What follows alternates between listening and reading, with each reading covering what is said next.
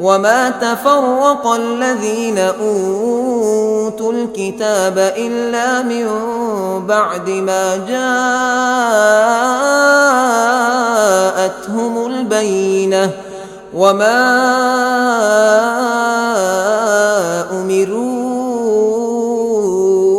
إلا ليعبدوا الله مخلصين له الدين حنفاء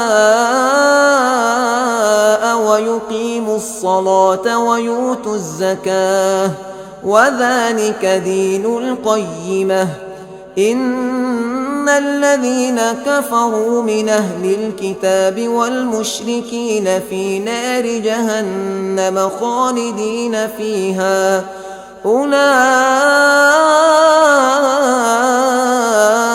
هم شر البرية.